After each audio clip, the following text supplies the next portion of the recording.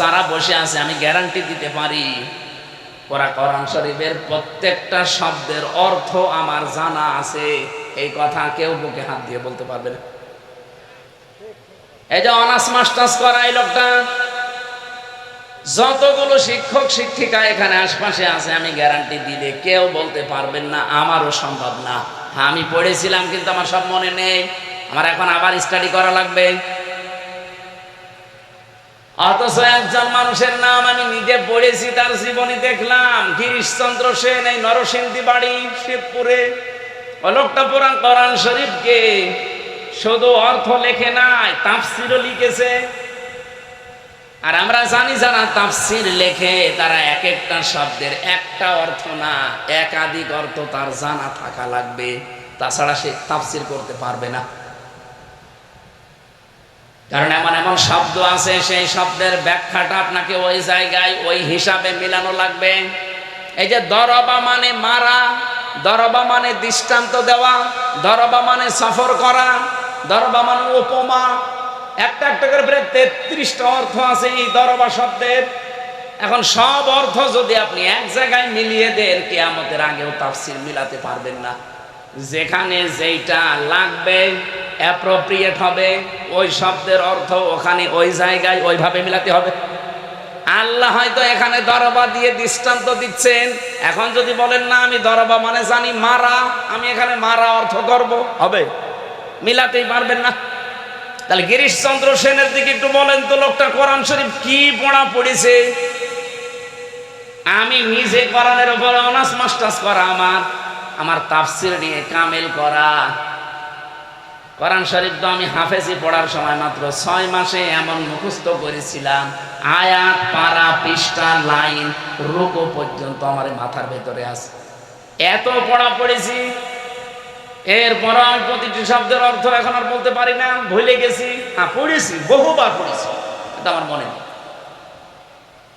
আপনি কি কি চিন্তা করছেন বলেন? গিরিশচন্দ্র সেনের কাছে আমি কি? কিছুই না। কারণ তার এক একটা শব্দের 33টার উপরে অর্থ জানা ছিল, আর আমার একটা শব্দের 5টা অর্থ বের করতে পারছি না। 3-4টের পরে আমার আর মনে থাকে না, তাও পুরাটা না, ডিকশনারি দেখা লাগবে। তারপরে এই লোকটা কোরআন আমার চাইতে আপনার চাইতে পড়েছে বেশি, বুঝেছে বেশি, লিখেছে বেশি, কথা বলেন না, কিন্তু কোরআন থেকে সে হেদায়েত পেয়েছে। মরে গেলে তার জানাজা হয়েছে, কবরে দিয়েছে, কি করেছে? পুড়িয়ে ফেলেছে। কিছু বুঝলেন এখান থেকে? কোরআন শুধু পড়লেই, বুঝলেই, শুনলেই হবে না, শুধু লিখলেই হবে না, মন থাকা লাগবে। ওর মন ছিল না, আল্লাহর হেদায়েত দেয়নি। আপনার যদি মন থাকে, হযরত ওমরের মন ছিল, উনি মাত্র শুনেছিলেন সূরা তাহার কয়েকটা আয়াত, সূরা মারিয়ামের পরে তাহা কয়েকটা আয়াত শোনার পরে আল্লাহ তাকে পুরাটা চেঞ্জ করে দিয়েছে। তিনি যখন এ পর্যন্ত শুনলেন, ইন্নানি আনাল্লাহু লা ইলাহা ইল্লা আনা ফা'বুদনি ওয়া আকিমিস সালাতা লিযিকরি। তার নিজের ভাষা যেহেতু আরবি ছিল, তিনি আরবি বুঝলেই, শুনলেই বুঝতে পারতেন যে আল্লাহ কি বলতে চায়। হযরত ওমর বলেন, এ পর্যন্ত শোনার পরে আমার মন পুরা চেঞ্জ হয়ে গেছে। যেই লোকটাকে মেরে ফেলার জন্য তরবারি হাতে নিয়ে দৌড়াচ্ছিলাম, এখন মনে হচ্ছে নিজের গর্দানটাই ওই তরবারি দিয়ে আমি দ্বিখণ্ডিত করে ফেলি। সাতক্ষীরাবাসী এতক্ষণ বলার পরে সামারাইজ এইটাই, আমির হামজার একদিনের ওয়াজ না, কিয়ামত পর্যন্ত ওয়াজ করলেও কিছুই হবে না যদি আপনার মন না থাকে। কোরআন শরীফের ক্ষমতা আছে, কিন্তু আপনার মন থাকা লাগবে না। কোরআনে ক্ষমতা নেই? দুনিয়ার সব মানুষকে হেদায়েত দেওয়ার ক্ষমতা কোরআন রাখে না? রাখে না। এই জন্যই তো আলিফ লাম দিয়ে নির্দিষ্ট করে দিয়েছেন, হেদায়েতের একচ্ছত্র কিতাবে একটা। বলেন তো, এই পৃথিবীতে সূর্যের আলো সবাই পায় না? অন্ধ যে সে আলো পায়? এখন কি দোষ সূর্যের না ওর চোখের? বলেন বলেন। পৃথিবীতে একটা খাবার আছে, তার নাম দুধ। নাম কি?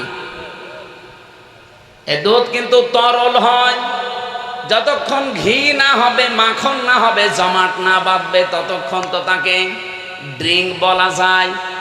কিন্তু এখন চিকিৎসা বিজ্ঞান যারা আছে, খাদ্য বিভাগে যারা দায়িত্বে আছে, তারা কিন্তু এই শব্দটাকে ড্রিঙ্ক বলে না, বলে milk is an ideal food. Ideal drink বলার দরকার ছিল যে আদর্শ পানীয় না, আদর্শ খাবার বলা হয়। কেন তো তরল জিনিস আপনি খাবার বলবেন কেন? বিজ্ঞান পৃথিবীর 12,500 খাবারের উপরে গবেষণা চালিয়েছে, দেখেছে আপনার যদি ক্ষুধা লাগে খাবার খাবেন, ক্ষুধা মিটে যাবে, কিন্তু পিপাসা মিটবে না। আপনার যদি পিপাসা লাগে আপনি পানি খাবেন, পিপাসা মিটে যাবে, কিন্তু ক্ষুধা মিটবে না। এই একটাই মাত্র খাবার দুনিয়ায় আছে যেটা খেলে পিপাসাও মিটে যায়, ক্ষুধাও মিটে যায়, তার নাম দুধ। এই কথা বললেন না কেন? এই পৃথিবীতে একটা মানুষ জন্ম নেওয়ার পর 2 বছর যদি দুনিয়ার কিছু না খায়, শুধুমাত্র দুধ খায়, তাও সে বেঁচে থাকতে পারবে।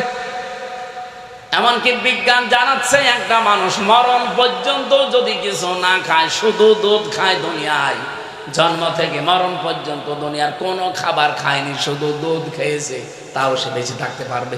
কারণ খাবার এবং পিপাসা দুইটার চাহিদা এর ভেতরে আছে।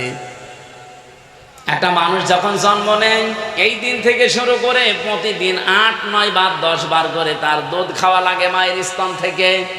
বিজ্ঞান এখন জানায় যে প্রতিদিন যদি 8 থেকে 10 বার করে দুধ খায়, প্রতিবারে যদি 1 পোয়া করে হয়, 8 বারে কমপক্ষে 2 কেজি হবে। আপনি 2 বছরের হিসাব একটু ক্যালকুলেটর দিয়ে মারেন।